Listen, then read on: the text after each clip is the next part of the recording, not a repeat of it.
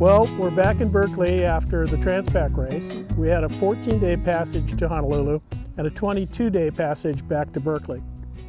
And boy, did we learn a lot. I must say that our crew and our boat did very well in the race. We actually finished third in our class, and we're competitive all the way over there except for the last day or two when the wind gods didn't help us. But we had a great race over. The boat held together great. That's really amazing considering none of us had really sailed together except for the delivery from San Francisco down to Los Angeles for the start. And in fact, when we went to the start, we hadn't even seen half the sail inventory, including the 150, which, 15 minutes before the start, we raised it just to kind of make sure we had a lead. So the boat was kind of thrown together, but we made it to the start, we made it to the finish, and we did it competitively. We were really happy about that and excited about the whole process of getting there. We really didn't have time to tune the boat, so our mast rake was way aft compared to other competitive Cal 40s. So we're going to make some changes to the boat in the next few months and get the boat even more competitive than it was this last race. This was my first Transpac and the first race for the boat. So we were learning lessons every day, and hopefully this will be helpful to you in learning about making a long passage with a boat that has never been out in the sea before.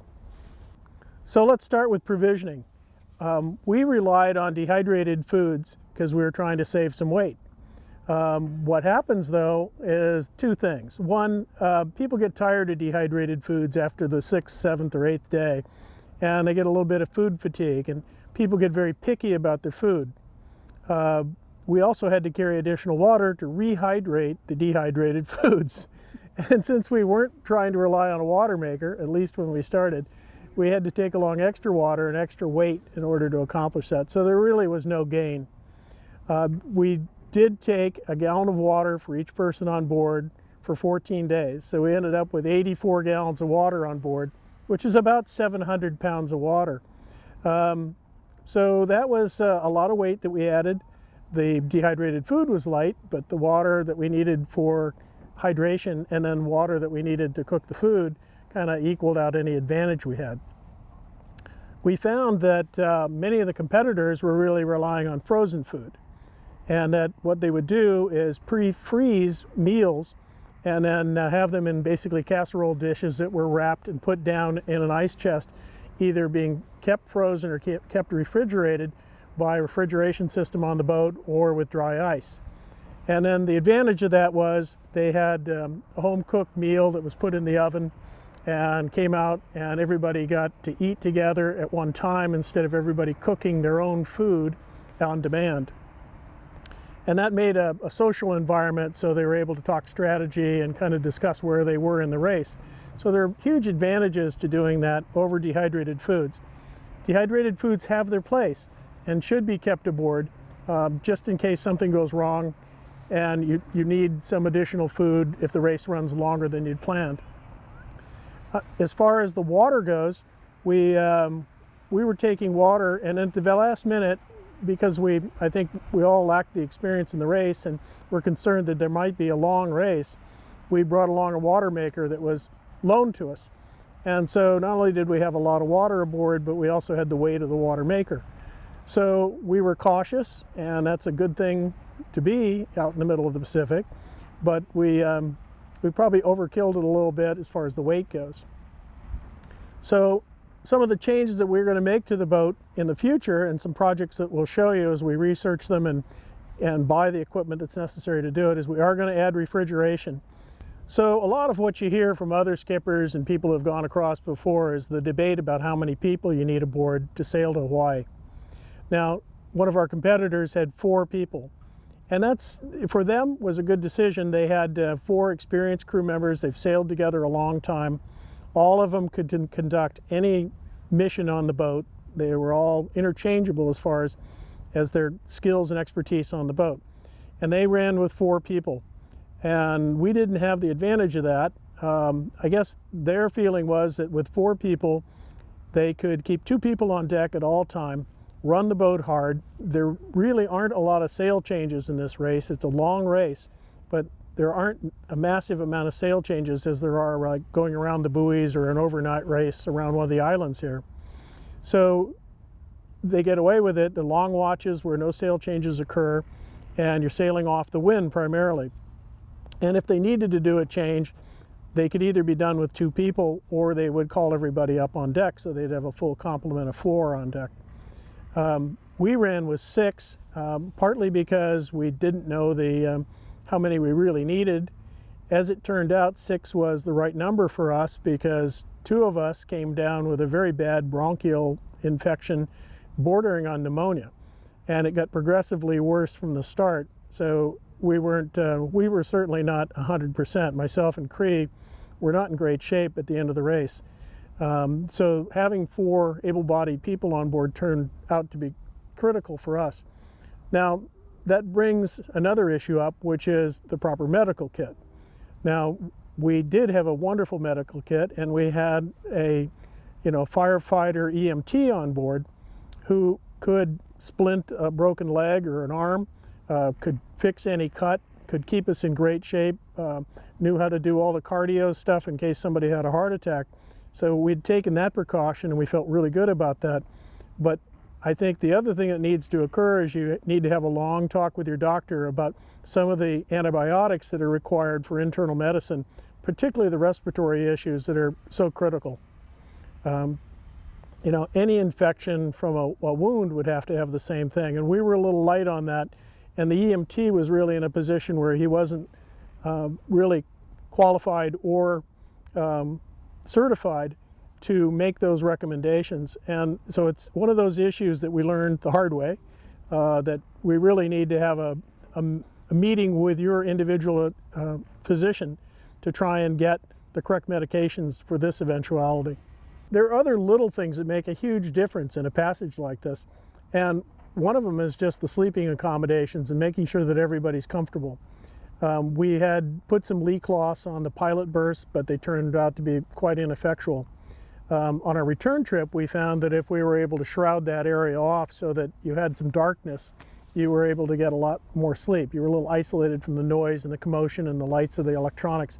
So we will have some sort of curtain or shroud, at least around the upper half of your body, so that when you're in the pilot berths or the quarter berths, you're able to get some rest. On deck is a whole nother issue, and one of the things we learned from our own experience, we corrected it in Honolulu, and then we saw a number of other people that were doing the same thing, is we went out and got some large beanbag chairs, which we could throw anywhere on deck. And on deck we had 2 of them, one back in the fantail, so somebody could get into that and basically get some rest, because you'd just nod off, and if you were the off-watch individual that wasn't trimming sails, you'd get some rest in the beanbag chair. And it really gave a comfortable place for the skipper to sit and steer for hour on end. So as we were rotating people in on the return trip, we saw the value of that. We just didn't have enough cockpit cushions and enough comfort on deck to really make the thing enjoyable. There's another thing, is that the conditions were in many ways far more challenging than I ever expected. It's very difficult to sail in light air in the Pacific because you have large rolling swells coming from the north and more swells coming from the south, and they converge. So it's much like a big bathtub out there. And in light air, the boat gets shoved around, and it's very hard to keep the boat moving in light air.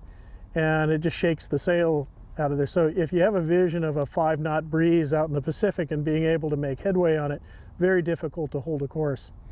And you'll just beat the sails to death. So you really want to, on the grid maps or the weather maps that you get, you want to try and stay in winds of 10 knots or higher when you're sailing out there, so that you can actually make way and have steering and have a comfortable ride. Fortunately, on the way over, most of our conditions were at 15 to 25 knots, occasionally light air, occasionally no wind, which is very uncomfortable. You just slat out there. So that was another lesson learned. It's just not sailing in coastal waters. It's not sailing inside San Francisco Bay. This is a whole big ocean out there, which was really quite an experience. It's lovely, it's beautiful, and there's quite a bit of wildlife. And the sunsets and the sunrises are to die for. But you have to realize how big this ocean is. At one point, you're more than 1,000 miles from any point of land. Communications was interesting, and we assigned one of our crew to kind of do the communications and do the emails. because other people were busy just keeping the boat going. So one person volunteered for that, which was great.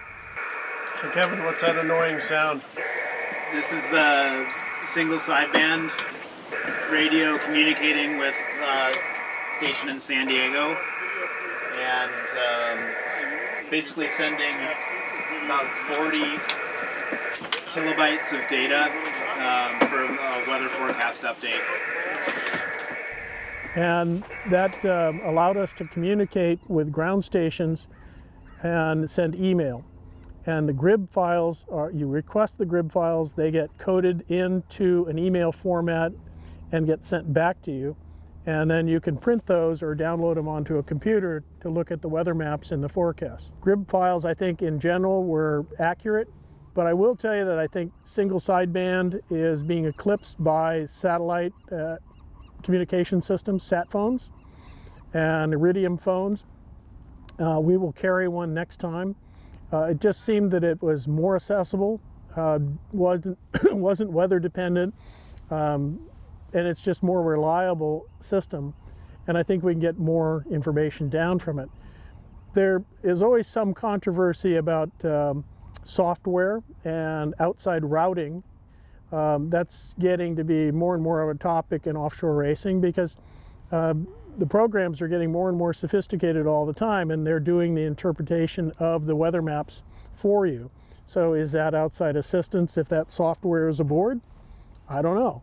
If it's a third party, which has been, blatantly, they say don't use outside weather routing, but the software is getting so developed now that you can actually find stuff that will give you interpretations of where you should be sailing and really more accurate predictions of where the weather patterns are changing and where the wind is.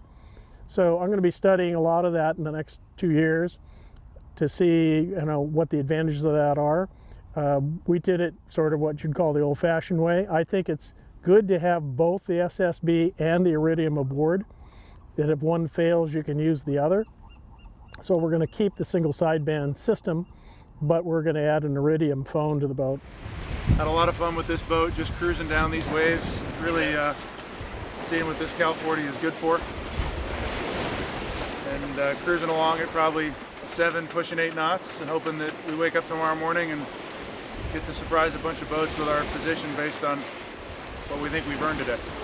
Our passage over required 14 days. The return passage took 22.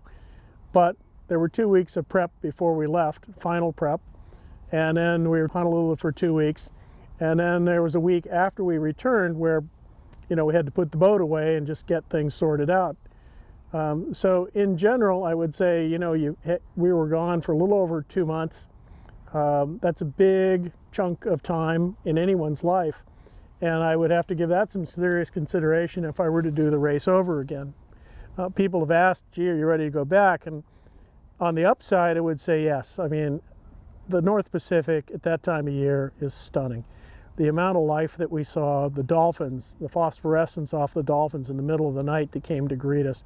You can't photograph it. It's just unbelievable. And all these visual highs, the sunrises, the sunsets, even the storms. One night, about 3/4 of the way over, we were hit with a thunderstorm. A squall line came through. We got knocked around pretty good, rained, and about 10 or 15 minutes later, as we were kind of clearing up the sails and trying to get the right combination back up, somebody looked out and said, look at that, what's that? And we looked up, and for the first time in my life, I saw a moonbow. So it was like a rainbow, but the light source was coming from the full moon behind us into the rain squalls that were passing over us. And it just lit up the sky with this silver gray rainbow. It didn't have the color strata of a rainbow, but it was just a bright sky arch in the sky. And we were just in awe of it because none of us had ever seen anything like that. And that was just one example of things you're not going to see again. And just the sheer power of everything, the big waves coming together out there, and that's just unbelievable. It's just, I have beautiful memories of all those times, every sunrise. Plus it got warmer every day. It was a lot of fun there. Plus all the excitement at the other end when we're greeted by other competitors in Honolulu. And that was something I'll never forget. I'm glad I did it. I'd like to do it again. The reality is it does take time. It does take quite a bit of money, and you have to be prepared for it. I learned a lot of lessons in this. A 40-foot boat for this race is a small boat. Most of the boats are bigger, and most of the boats that are bigger than you are sleds. So this is a 14-day passage typically for a boat like a Cal 40. There is merit to going on a bigger boat and cutting the passage down to 7 to 10 days. The other problem is once you get there, you have to re-provision. There are the award ceremonies, there's things you want to attend. You want to see the islands, of course, and get a chance to get some rest. And then, you got the passage back. I chose to bring the boat back myself with another crew, but we still made it back to Santa Barbara, was our first port of call, in 20 days, and then got back to Berkeley in 22. So it was a great experience. Love to do it again. I am chastened by how long it takes and how much of an interruption it is to your family life. But we have a boat that's proven. I would have no reservations about taking it out anywhere after what we've been through with it. It took a pounding, nothing broke. All the gear everything we did to this boat and Cree recommended that we do to this boat made it safe at sea. And not once did we ever worry about whether the boat was going to hold together or not. But it is a lot of fun, and the next Transpac will probably have a lot more Cal 40s that we might even have a fleet, because the next Transpac is the 50th running. And so there's a lot of enthusiasm to get the Cal 40 fleet together and sail to Hawaii.